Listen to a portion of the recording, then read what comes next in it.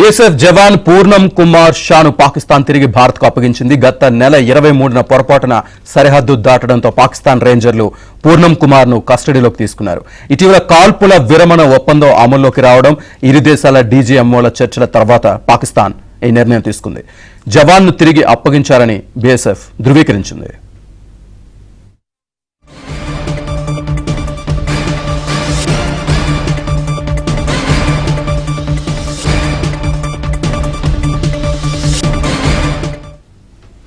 జవాన్ తిరిగి అప్పగించారని బీఎస్ఎఫ్ అయితే ధృవీకరించింది. దీనికి సంబంధించి పూర్తి డీటెయిల్స్ మా కరెస్పాండెంట్ సతీష్ అందిస్తారు ఢిల్లీ నుంచి. సతీష్,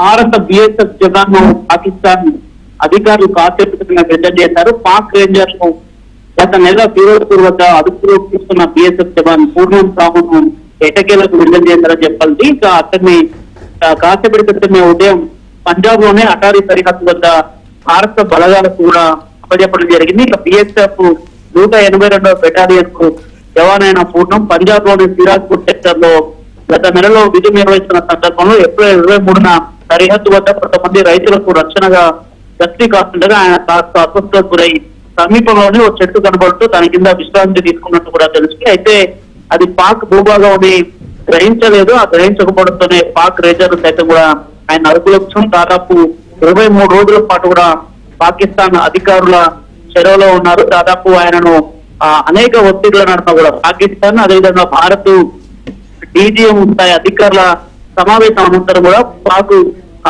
భారత్ మధ్య కాల్పుల విరమణ ఒప్పందం ముగిసిన అనంతరం కూడా కాసేపటి క్రితం ఆయనను భారత్ కు అప్పజెప్తున్నట్టు కూడా ధృవీకరించారు. ఆయనను భారత్ కు అటారీ బార్డర్ వద్ద కూడా భారత్ కు అప్పజెప్పారు. బీఎస్ఎఫ్ జవాన్ కోసం వారి కుటుంబ సభ్యులు తీవ్ర మనోవేదనకు గురయ్యారని చెప్పాల్సి ఉంటుంది. వారితో కూడా కేంద్ర ప్రభుత్వానికి అనేక విజ్ఞప్తులు చేసిన నేపథ్యంలో పాక్ రేంజర్ల కాలయాపంతో సుదీర్ఘంగా 23 సంవత్సరం కూడా బీఎస్ఎఫ్ జవాన్ ను భారత్ కు అప్పచెప్పడం జరిగింది. అదే విధంగా సరిహద్దులో పాక్ రేంజర్లు సైతం కూడా భారత్ జవాన్లు అరెస్ట్ చేయడం జరిగింది. ఆయనను కూడా ఈ రోజు అటారీ బార్డర్ వద్ద పాకిస్తాన్ రేంజర్లకు కూడా భారత్ అప్పచెప్పడం జరిగింది.